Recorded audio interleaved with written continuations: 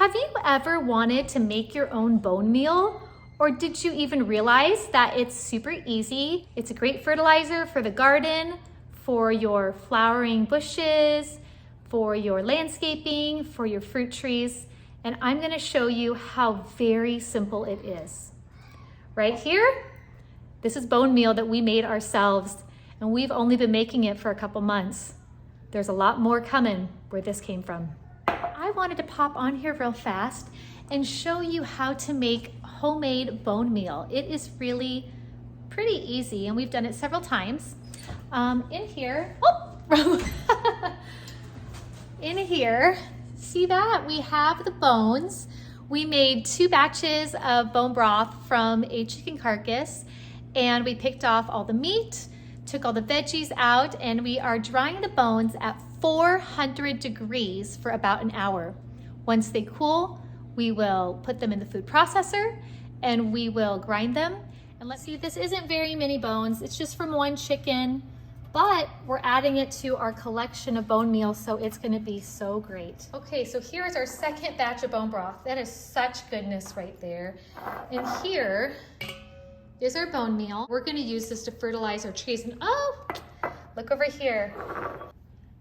I am soaking ginger so I can plant it. Last year I grew some ginger. I didn't start it early enough, so I'm starting it in January this year, and hopefully we'll get a better harvest. Okay, our bones are out of the oven. They are really, you'll be able to feel they've like lost their weight. They're very dried out. I'm gonna put them into the blender. You can use a food processor. You can use a high-powered blender. This is a Vitamix, but we also have a food processor, and either will work. I'm just gonna throw them in there. It is seriously so simple. Making your own fertilizer is so simple, and that's super cool.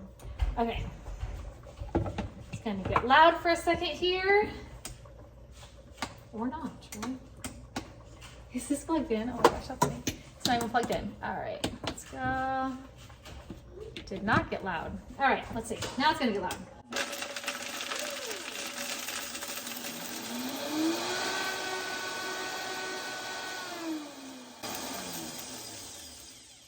It was that fast because they were so dried out. So you can make your own. Woo! The dust is gonna fly over. That's why you probably should let it settle first. But you can just scoop it in. This is my previous bone meal. Gonna add this to it. It is not a ton, but if you do it every time you make bone broth, then you're gonna get a big jar and you can use it on your plants. So if you learned something new today, that's awesome. I have only known how to do this for about 6 months, but I wanted to share the knowledge in case you also wanna save money in taking care of your garden and utilize the whole part of an animal. Have a good day.